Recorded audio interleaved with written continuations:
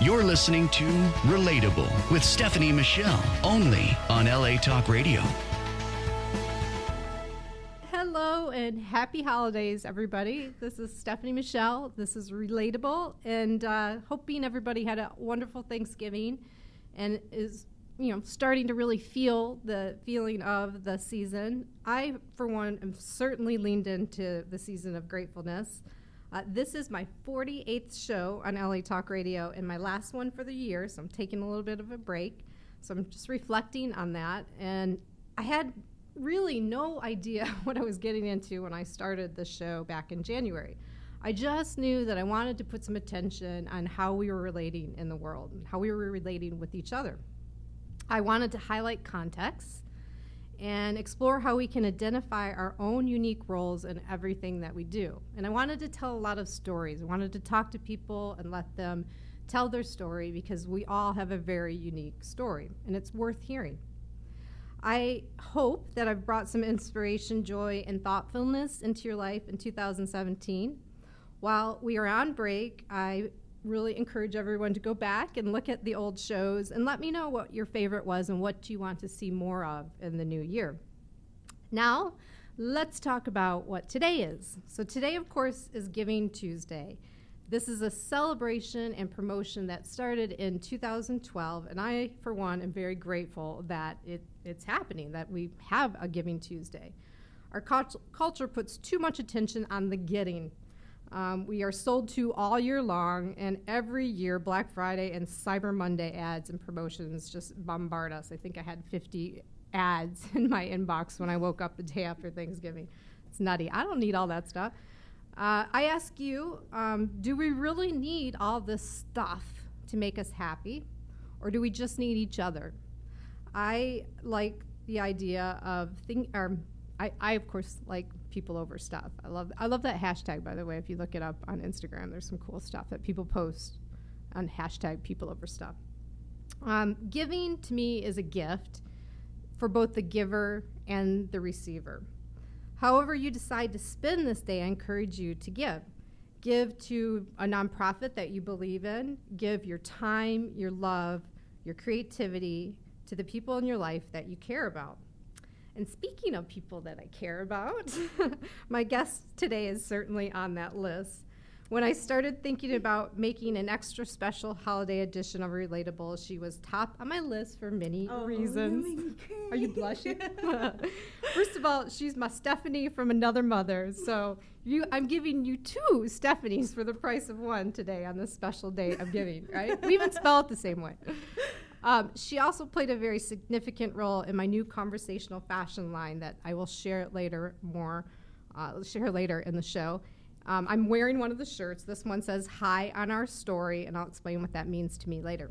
But first, meet and welcome with me my friend Stephanie Medeiros. She's a Brazilian artist, designer, and creative brand strategist based in Los Angeles, California. She's a co-founder and creative director of the creative agency ORO. Since arriving in LA with a carry-on and $100 in her pocket in 2015, brave. Yep. Stephanie has worked with over 50 brands, including A&E, Lifetime, Good Music, French Montana, and many, many more. Her work is rooted in passionate artistic expression, tackling themes like politics, intersectional feminism, introspective, and philosophy.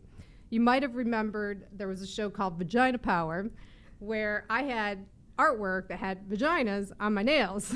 And she was the artist of that, and she called in from Brazil because we had some passport issues. Yeah, yes. Had some passport issues. So she was home in Brazil, and she couldn't be here, so I thought it was appropriate to end the year with Stephanie.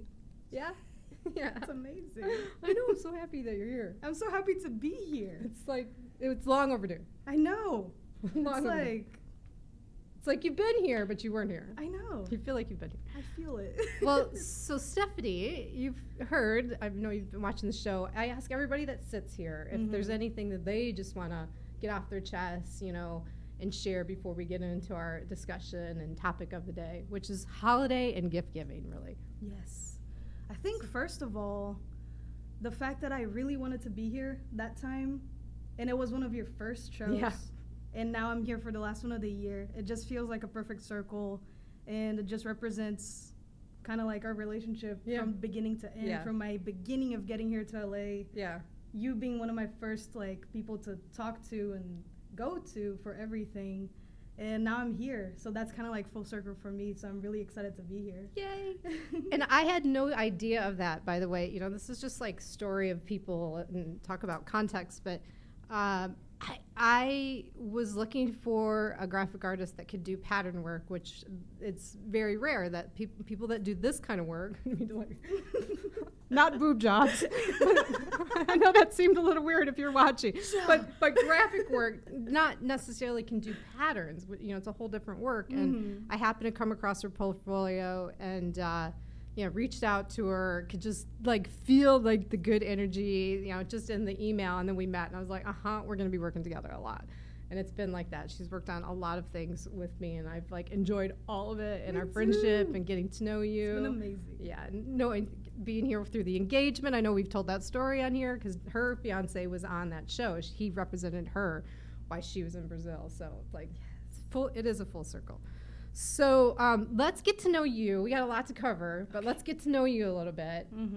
So talk to me about being an artist. Like, when did you know you wanted to be a creative person?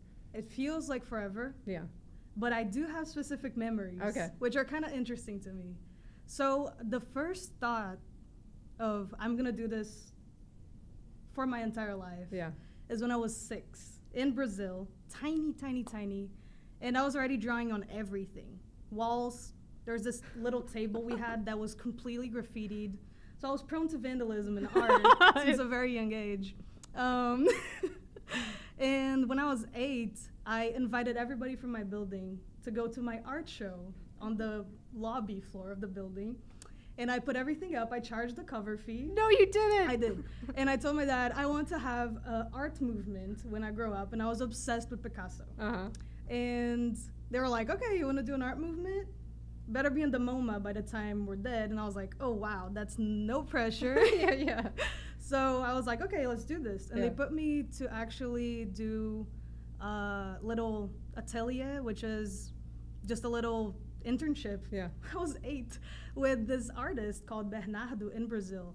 So after school, I remember I would get on the car, take a little nap, and spend 2 to 3 hours in the studio with this actual artist. Wow. And at the time I was 8, and most of my classmates were 60.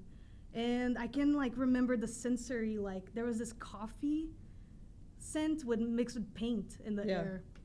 And that's when I knew I really wanted to do that. So that's where I really got my foundation as a kid, really. And then that just went into growing up with a graphic designer sister. My parents are entrepreneurs. So it kind of blended, and it makes sense I do branding now because I feel like it's the perfect blend of art and business because you're putting all those things together. So it was always this sure thing for me. And my parents were really good about pushing it and like kind of encouraging space for me to go into that. Do you remember what's like the first thing that your first piece of artwork, like what were some of the subject matters? The first one that I can think of, I have it at home and it's signed when I was 6. It was a self-portrait of me with my hair up in like a little bun like this. And it was me in the room. And I literally remember drawing it when I was in the mall. And they put it into this porcelain plate or something. And I still have it at home back in Brazil. But my dad was freaking out because he was like, you put this building on the window like further away. It's like, how do you know perspective? And I was like, I don't know, I'm just drawing. So it like kind of worked out. That they kind of saw that I could draw. And then invested in it. I want to see that. I'll share send it that? to you. Yeah, we'll have to share that out so everybody can have like the visual behind that. So the other thing, so I love your art. So she's done graphic art work for me for clients. She's done pattern work for me. She's done this T-shirt line for me, and she also has fine art that I love. And I do see you come up as a subject matter quite a bit, or interpretations of you and different poses and stuff, and that woman has a story, and I love that story. But the other thing that I love about you, Stephanie, is you're just always joyful. Like even if you're stressed, like she's been in school and you know she's taken on a lot of things, and I know it's not like your thing to like be pushing all the time, and like even in those moments like you're joyful. And I love that about you. Like, how do you keep that? Like, did you have to work at maintaining joy, or like, where does that come from? Joy comes when I'm relating, usually. Now you know why we're friends. I did not tell her to say that. No, I tend to match people's energy a lot.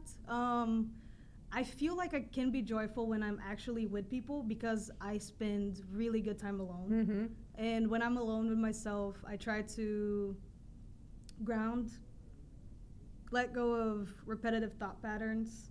Something that helps me a lot is talking to Johnny, my fiance, about things, because things get stuck in my head sometimes.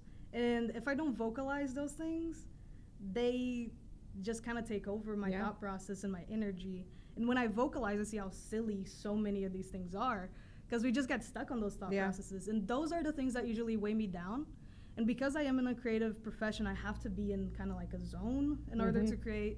So every day, what I do to keep my joy is little things, routine things that kind of like pinpoint stuff for me. So going on a walk every morning is huge. Getting a coffee every morning is huge. So it's kind of training my brain to like get in a zone or in a state. Because I feel like if you're not kind of aware of it, it's like Plato says, I'm reading Plato right now for some reason. He says emotions are like wild horses. So I think it's kind of like that. If you're not really trying to put some sort of control, it might take you a place where you don't want to go to. Yeah.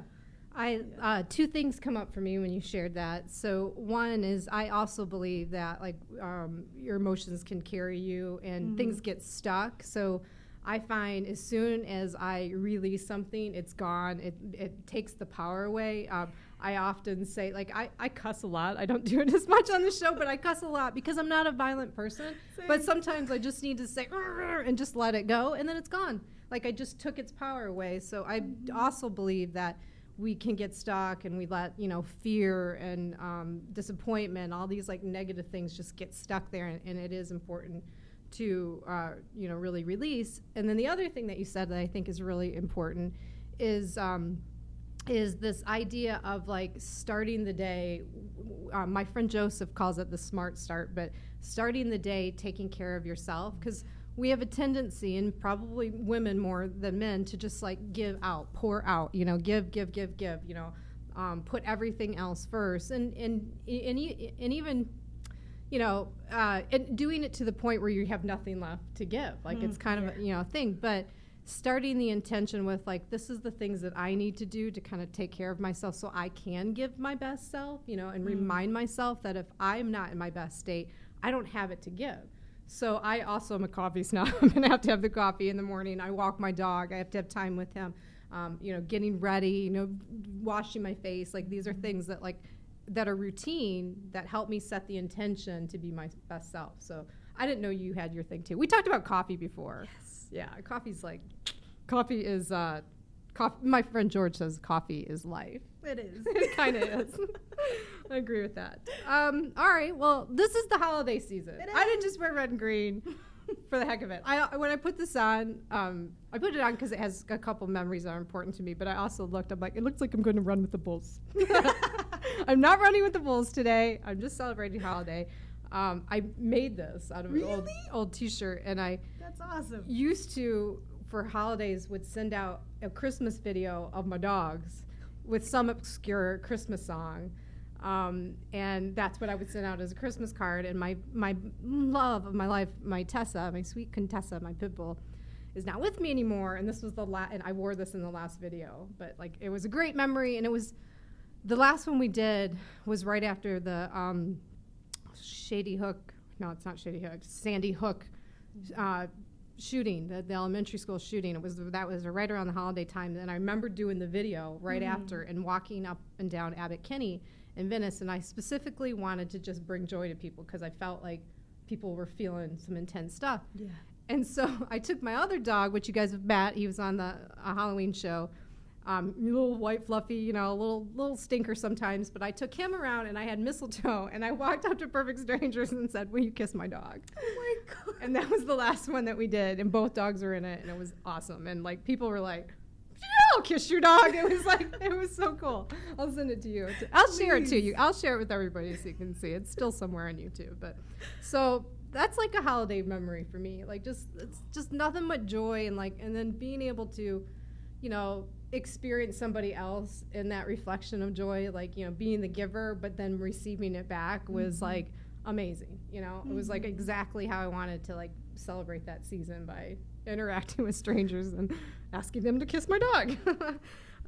So that's a memory that I have. Do you have, like, when you think of holidays, like, what comes up? I mean, I bet you have a lot of them.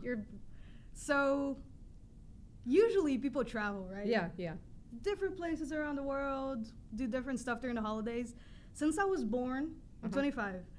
Every single year of my life, 25. I spend it. Sorry. I'm 25. No, I have a 5 birthday coming up with a couple more decades on it. So yeah, that's why I'm laughing. Energy has no age. Thank you. Another reason why I love her. So every single year of my entire life, I spend it on the exact same spot, which is in the tiniest city in Brazil called Alagoinha. Hi, Alagoinha. And it's the tiniest city. It's where my parents' parents were born. And you put 40 Brazilians in a house for 10 days in a row of partying until 6 in the morning. Yeah. It's kind of like almost death, but it's just so much fun. I can't do the whole 10 days anymore. Now I do 2 to 3 days with my parents, but it's where I get to see my whole extended family. I've been in the U.S. for 5-7 years. Never missed one. Yeah. This Christmas is actually the first Christmas I'm going to miss because I'm going to spend it with Johnny's family. But every single time I get into that city, the Christmas lights are covering the little church on the center square. And this church is not very big, but every square inch of that thing is covered in lights. Yeah. So before we go into the city, my parents and I, our family is kind of quirky and we don't care.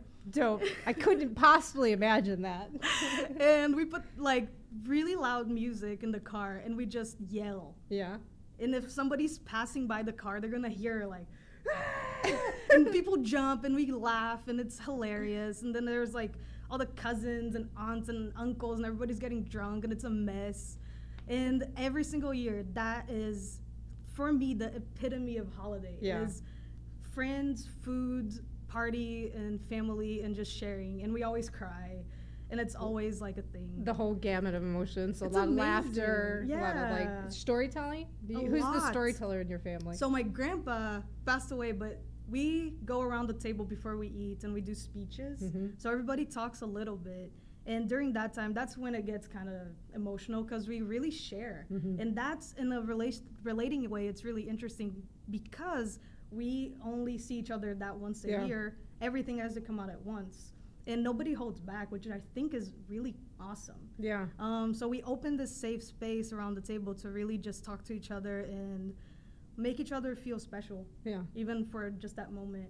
And I think to me that's why holidays are so important. Is there a designated space to do that in? Yes. Yeah, I love that. I talked about that for Thanksgiving, that like, I think families struggle for the stuff they keep in, for the secrets that they keep, and the hurt feelings and stuff more than for what they express. And expressing can be violent. It can feel like an eruption, but it also is always a release. And I think the best way to do it is just like, okay, this is the designated time. Who's got something, and be able to get out of it, like break, like afterwards play a board game or, hug it out or talk about what you're grateful for, but like go back to some form of safe communication so everybody gets a break from that, because it is exhausting to like release, but you also feel good for releasing. If the big if somebody else heard you, it has to be received. Like people have to, go, I hear you, Stephanie. I got you, If you don't feel like you're heard, then that's another thing. That's another struggle. But I like that. I want to come to your family. You should. It's so much fun. Yeah, I could feel it. You talking about it. Brazil. I want to go to Brazil. I would totally go. They'll just say there's one more Stephanie coming. Just put you in the suitcase. Yeah, just put me in the suitcase. Yeah, Mr. Deeds has to go. Can Mr. Deeds go to Brazil?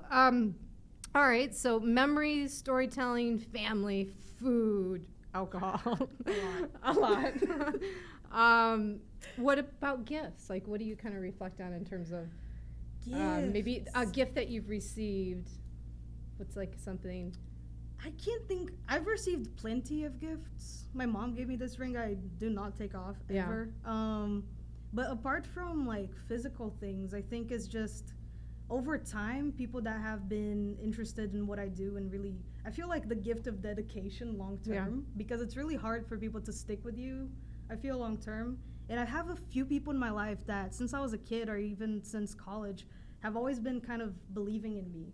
So their belief in my work and what I do is kind of, to me, the biggest gift. And I don't think it could match anything I've gotten like physically, because it is a hard job to do, you know. It's like coming out to LA with nothing and just hoping things are going to happen. And luckily, you know, with a lot of work, some privilege, it works. But if those people hadn't believed in me, I don't think I would have believed in myself as much as I do. Totally right there with you on that one too. I mean, loyalty, people having integrity, a big thing for me that's always a gift is just honoring your own word. Like, it's like, you've probably heard me say this when we first started working out, it's the first way you're going to go wrong with me. It's like, if you say you're going to do something, you don't do it. It's like, I don't know where we stand. Like, I don't want to remind you to, you know, to have integrity over that. But like loyalty, people checking up on you, people believe in you, people encouraging you. Those are like irreplaceable gifts that are tremendous if they're, you know, as they happen throughout the year. You can't, there's nothing. I can't think of anything. I always watch, I live downtown and there's a lot of sneaker shops, you know, with the like the limited edition ones and people lying around the block. And I always like check myself, like, is there anything that I would actually stand in a line for, you know, for like an hour, 2 hours, like something, like a physical something to buy, to get. I really can't think of one thing. Can you? Maybe some like designer art thing. Like, maybe like a piece of art. Specific thing, like for my liveliness, but nothing like, not really. Yeah, me neither. I can't think about it. Not really.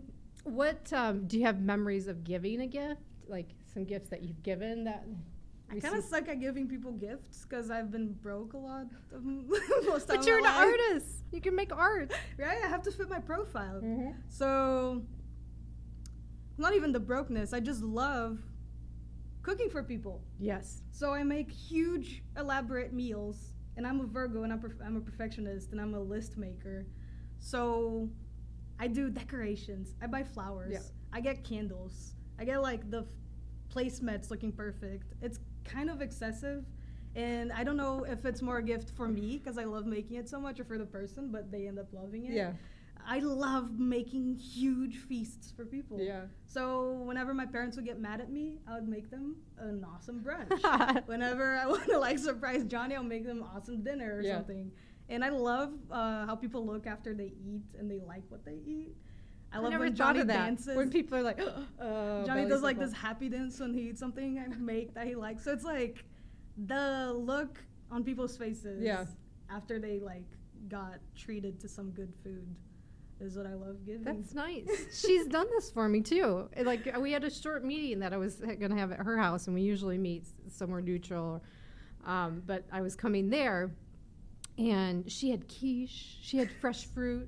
We had mimosas. So extra. It was so awesome. I'm like, oh, this is lovely. I wasn't expecting this. I love doing that stuff. Yeah, that was awesome. That was a fun day. It was. It was a really fun day. All right. Well, so I want to talk about what you've done for me, and this is a tie-in. One of the things that you've done for me, and this is a tie-in for Giving Tuesdays. So I wanted to create something where if people were a weirdo like me, that I shouldn't say that. That people, if they cared about how they were relating in the world and really just wanted to take a stand for that. Like, I think a lot of things that are happening right now could be better. We could be better off if people stopped and said, I maybe shouldn't say this. And a lot of it's this online nonsense, the name calling, the bullying, the debating and just meanness and commenting. And I see it now offline. I see it's like spilling over, and I'm like, hey, let's just put a little attention on this. Like, we could do better. We need each other, and we should care about how we're relating. So I like the idea of wearing something, having a piece of conversational fashion that gets someone to lift their eyes up and go, what does that mean? Tell me about that. Or, just to invoke some cool conversations in coffee shop. So I went to Stephanie and I said, I want to do this. And I had some ideas for sayings. And she helped bring these concepts to life. So there are 4 shirts I'm going to show you. And why it's important for me to share this with you guys today is, so from today until next week, so for a week, any sales from any of this line of t-shirts, and I have a couple pieces of related jewelry, so you can set the intention to relate better. For every item sold, I'm going to donate $3 per item to the Relational Center, my favorite charity. Mm-hmm. So I wanted to introduce this to you guys today. So I'm wearing High on Our Story, and it's her favorite. That's why I wore it. And it comes in black, so I've got it in white, and it comes in black. So cool. And what it meant to me is like, yeah, there's lots of ways that we can get high in life, and and some are good, some are bad. Most of them are good. Maybe we have to watch how much we do. I don't know. But to me, like, our story is like what gives me life. And Stephanie kind of talked about this earlier. And the idea of like, there is this thing called interdependence. Like, nobody's independent. Nobody's an overnight success. They have people that encourage them throughout their career, for things that they were doing. And we don't talk about that enough. We see people on Instagram or social media and we go, look at them, and like, look at all their success. And we don't even think about, the hundreds of people that like help them get there. And like, I like telling that story. We all are in some sort of interdependence in some way or shape or form. Like, even with your utility companies or your landlord or whatever, like, we rely on each other to inspire, to get by, to, be fulfilled, to nourish ourselves. So I wanted to say something about that, but something really cerebral and like, what the hell does that mean? So people would go, what does that mean? And then I could tell them this. So that's what it meant to me before I said anything to you. And I was like, Stephanie, we're going to do a shirt. It's going to say High on Our Story. Like, what were you thinking when I said this to you? I was like, yes. Yeah. She's pretty much high in life all the time, so I knew you'd get it. Like, yeah, I just love the idea that it's kind of, at first, maybe even confusing. Yeah. Because it's like, wait, I should be getting high on something else, but that is what makes the most sense. And now I'm like just realizing that it does relate to what I said, because it becomes this energy exchange, which makes you happy. Yeah. And you change states, which is the whole purpose of getting high, is to change your states to something better. Yeah. So by relating with somebody that makes you feel good, it gets you high on your story. Yeah. And it's something you can keep our going story, back to. and it's our story, like reminding us, like, it's not just you. Like, my actions affect other people. Yes. My words affect other people, and we all have a choice to make that impact, meaningful. I hate saying negative and positive, but meaningful, or not, so like, there is always in our story. And I like remembering that, and that's what this shirt was about. I love it. You love it? All right, so next one. So I've wore the next one on the show before. So this one is debating is not relating. You guys have heard me say this a lot. So I'll just let Stephanie, like, what comes up when I say debating is not relating? Here's the white one. I feel like sometimes people try to, especially online, you're talking about trolls. I'm active on social media, especially on kind of activist accounts. I'm always there trying to like be on the right side, talk to people, bring consciousness to like different kinds of subjects. And I feel like sometimes people are so stuck in trying to get the point across, they're not listening. Yes. And they're trying so hard to kind of mash in this idea of reality. You can't talk and together agree in a common idea of what that reality could be. So I think if your main issue is being right, you can't relate, because there's no way of being right if you're not collectively trying to find that answer. I could not say this better. We did not rehearse this, and I'm just like all goosebumpy and like, oh my God, she's just like, somebody else is saying what I believe in. But yeah, I could not say it better. I don't think we can have progress without understanding. Yes. And when your only focus, and you think of it even on the home level with your spouse, if like your only focus is I have to be right, you're going to have a lot of challenges in that relationship. But if your focus is, all right, I just need to understand this person more. I need to understand why they're upset about this. And like, I need to understand if there's something better that we can do together to make this less painful for both of us. If you focus on that, then there's less pain, less conflict and more solutions. So Yeah, I think there's way too much debating. I mean, debating has a time and place, but we can debate and listen and debate for understanding and not just debate to be right. And I think that that's what's really important and what's needed more. Mm-hmm. Yeah. That's awesome. I never heard your like actual definition of this. So Yeah? What's this? in Brazil, this means it's like one is like the other. Yeah, I love it. Well, we're going to be doing that. This is the new, like, not this. It's It's like the Stephanie power. this. We'll do that. We'll pose afterwards of that. Okay, so then the next one is you can't hack me, but you can heart me. Yes. And, this one is like kind of like, I'm not anti-tech, but I think there's some issues. This is it in white. I think there's some, issues around, everybody not even trying to figure each other out, but if they're going to take the time to figure it out, it's a quick hack. It's like, let's do this really quickly. And like, relationships are complex. Like the beauty unfolds the more experience that you have and more communication that you have. Like, I can't imagine if, like I think of our own friendship and it's like, what if I was an ageist and went, oh, she's 25. We'll never relate, and I just ended it right there, No. and I, like, if I was looking for this short hack, like, we wouldn't have the richness of our experience and the fun that we've had together. So that's kind of how I look at it. It's like, there's no shortcut into this, but you can love me. You can, and that's going to take a little time and a little work. And I like that. I like that work. I love that. You make me think of Tinder and like apps like that. No one's ever said that to me. Okay, so especially like toxic masculinity, the idea of, sorry dudes, but of men trying to like assume that they have the trick to get to the woman. This is in a hetero sense of the word.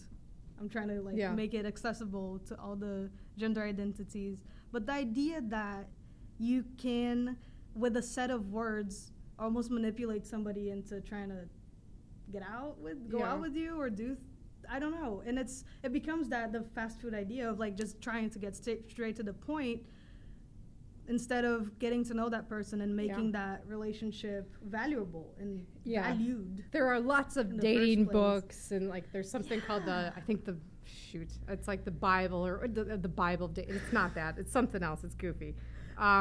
But yeah, like trying to look for like, how do you get this girl to do something or how do you get her to bed? And like, it's so degrading and, we're humans, we're complex. We have amazing capacity to love and to think and to have experiences. And the idea of like somebody like trying to like shortcut the richness of that is like sort of gross to me. It's silly. And it's funny because I've felt that when I was single, people trying to do that, and I called it out immediately. Totally.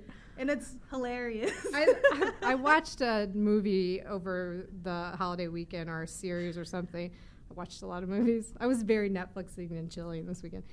And it was a historical piece, and there was like two things that came up for me, and there's this great line in it. But one was like, wow, like when there were less people on this earth, people actually knew their role with each other. Like they knew, like, they had a sense of loyalty, or they had they were going to care for someone, or they were going to do this grand action to protect somebody or whatever. But they had a better sense of like how we were connected because there were less people and less distractions, right? And there was this one line in something that I watched, and forgive me for not remembering, that a woman was like, yeah, he looked at me in a way, and it wasn't an original idea. I knew what was up. It was something like that. It was like, I knew what was going on. It wasn't that original. I'm like, yeah, I feel that. It was cute. Yeah. Like she like called him out in an interesting way. But yeah, this idea that we can shortcut relationships or hack into that and that trick is going to work for like anybody is like, it's impossible to think that's true. And I don't like the idea of people thinking that that's what we're here for. Like, to just be like quickly hacked into or taken advantage of or made or manipulated to do something that we don't want to do when we in fact are very complex systems. Yes. And most women know exactly what they want, but they'll even maybe make you think like you're hacking them. And I'll add to this, I don't think this is I don't want to make this sexist kind of thing. Like, I know you don't either. When I say this, you know, everybody is prone to manipulation, you know, and shortcuts, and it's more about slowing down and valuing the richness that's available, and we make choices. Like, you know, do we invest in people or do we not? And I tend to be a quality versus quantity kind of person. So that's what that shirt is about. By the way, I haven't done this yet, but they all have the Relator logo on the back. Yay! So you can say you're a Relator. So last but not least, this is kind of my favorite one. It really is. I really like that one too. Yeah. So it says, I am here for feel-good relating. Fast food relators need not apply. And what the secret thing that I don't even think you realized when we were doing this, and one of my friends at the Relational Center pointed out, that it actually says I'm here for elating. Oh. Which is like, you know, showing happy. Yeah. Well, just like showing happy vibes and being in happy vibes. So that's amazing. Like, and we didn't even see this when we were doing this, but it actually says that with the R on the line. And this one is available in black too. That's amazing. Looks good, right? I love it. This is the first time that Stephanie's seeing them live. You know, she worked on the artwork, but she hasn't seen them on a T-shirt. So she's seeing them with you live.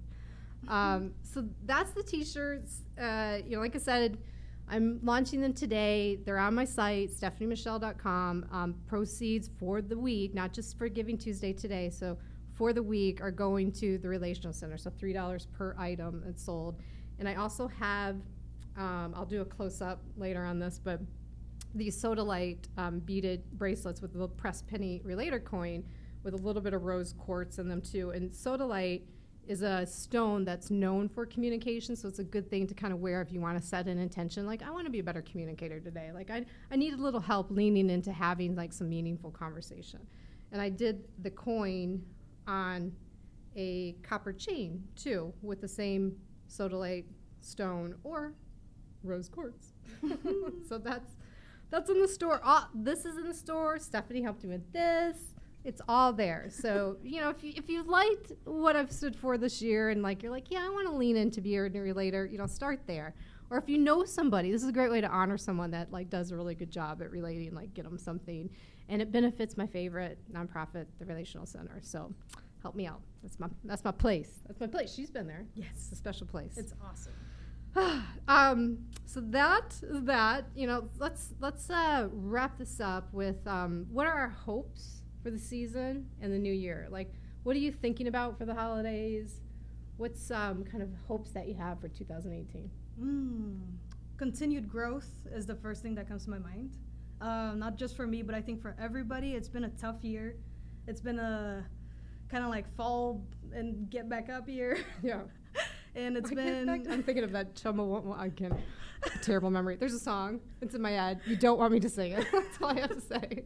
So I think like with all this stuff happening, it's the idea that, yeah, sometimes life is going to hurt, you know, and the only thing that hurt can become something good is the growth that comes from that.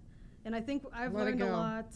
Yeah. You know, I've checked myself a lot and learned a lot of terrible things and learned how to listen better to not just my own experience, but the experience of so many other people out there that we literally cannot understand somebody else's experience unless we're open to listening. So I think that was a nugget. I just want to say that we really can't understand someone else's experience until we're open to listening. Yeah. And activism for me, even the word activism, it feels like you're doing something active, but it's literally sitting and listening and understanding how somebody else might be hurting, you know? And for me, I feel like that's beauty and that's love in its ultimate stage, because we relate beauty and love to pretty things and happiness, but it's not always that. It's not always like that.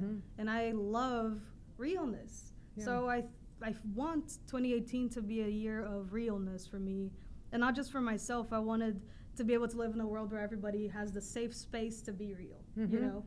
And if I can do that through my art, through representation, to being there, to being a voice, that would be amazing. I like it. We do this again. I like it.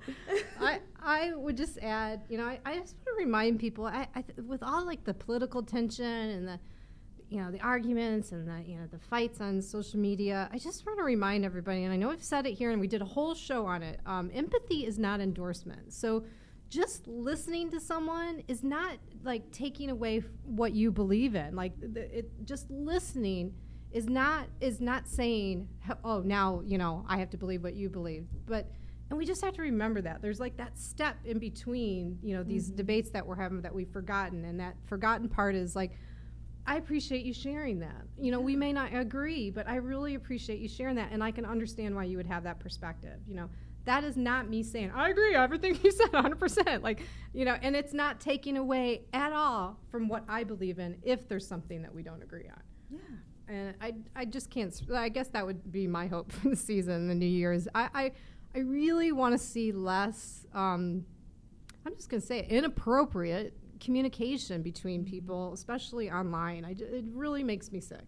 It really makes me sick that it's happening, and I wonder if somebody would have the same stance or the same feeling and emotion if they were standing right in front of them. And maybe that's my wish, is like that we just remember that every time we say something, and if it's behind a keyboard or through our phone, that there's actually a human heart and mind that's going to receive that, and based on their experiences they're going to filter it a certain way, and they may be hurt by it, and maybe choose to like not say it or call them or do something differently, remembering that people are going to be affected by that in different ways. Like that would be my hope for the new year.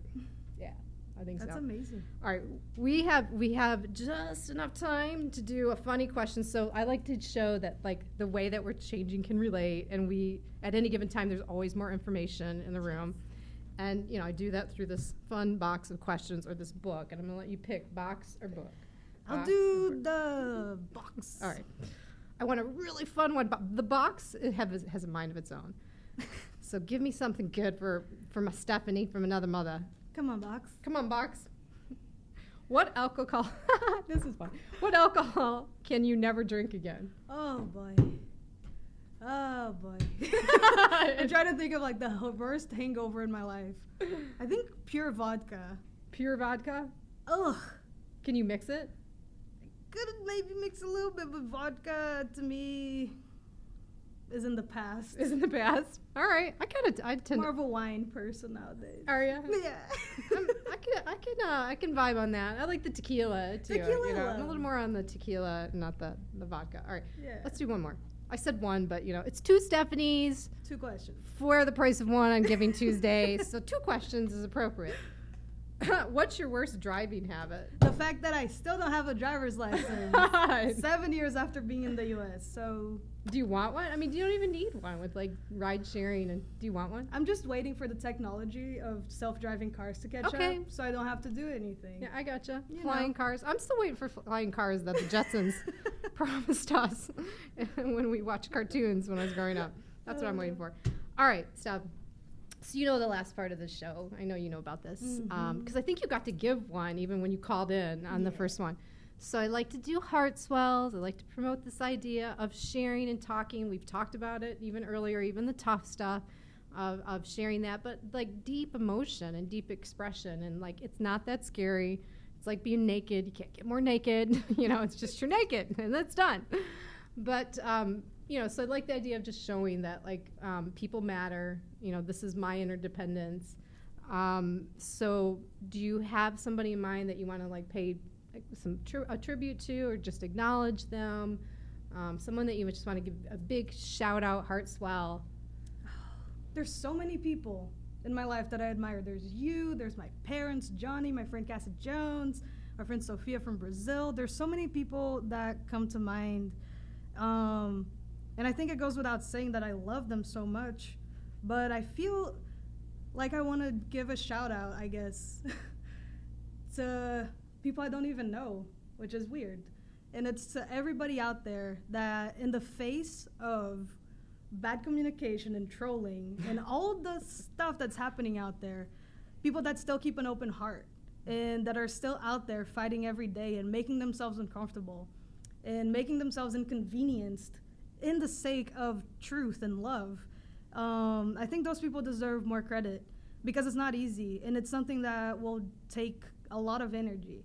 And to be able to wake up every day and choose to do something not only for your own benefit, but for the benefit of all is, to me, the greatest giving somebody could give, like, in a lifetime. Mm-hmm. And that's what I hope to do every time I work with somebody, is to be able to give life and visuals to that person's expression. Mm-hmm. And if I can be a vehicle for that, for truth, really, then I think my job is, like, done here. Do you know why I love her? Can you tell why this person is so important to me? Oh my gosh. I couldn't have said it better. I love closing the year on that. Like, just giving love and shout out to the influencers, the people that wake up every day. That Giving Tuesday is not a thing for them. They give all year long in some way or shape or form. They're a contributor. They care how they're showing up in the world. They care to make life and the world a better place for people. So I felt that 100%. I usually have tissues here. I don't have them right now, and on the day I need them the most. But yeah, I feel that. I really wish for that for everybody. And if it feels scary to kind of like turn the corner and be that, man, look, there's inspiration everywhere. Through the perfectly curated Instagram accounts, which is my pet peeves, through, like, showing that life is so perfect, which it's not. Dig a little deeper. There's people that are doing things that you care about, that is important to you, and they're just doing it every day, and they might not have a lot of encouragement. I know for a fact when I started doing this, a lot of people thought I was nuts, but people still do what they're going to do, and yes, I couldn't have said it better. I should just stop talking now. I love that. I love it. So this is the end of the holiday edition, but it's just the beginning for everyone's holiday season. And I hope it's full of love and joy and just everything that you're hoping for. And don't forget to bring it too, because it's a high expectation time, and we sometimes expect too much and stuff. Like, just be love. Don't ask for love. Don't look for love. Be love. Show up and be it. And I guarantee it will come back to you. So I thank you, Stephanie, for being here. Stephanie's on Instagram at Stephanie Made It. Stephanie made it. Yeah, no, of course she did. So you can follow her there, and I'll share her portfolio with all of her cool art pieces in the archives for the show. Tomorrow is a PSE, so Public Shared Experience at the Relational Center. 7 o'clock we start. The information's on my site at stephaniemichele.com. I love to see people there. We have a good time. We do this. We feel connection. And it would be a great way to start the holiday season if you're feeling, a little struggle right now. And as always, reach out to me at Love More Now or Relate with Steph on Facebook and Instagram. I'll try to do some things over the December break to just shout out and reach out to everybody. But, if not, I'll see you back in January with all new guests and topics and, hopefully some relating inspiration. That's it. It's Happy New Year. And as always, you know how I close the show? No. I encourage everybody to relate with more curiosity. Ooh. Like it? I love that. You want to do that with me? Yes. Relate with more curiosity. Happy New Year. Feliz Natal. Happy New Merry Year. Christmas. Bye. Bye.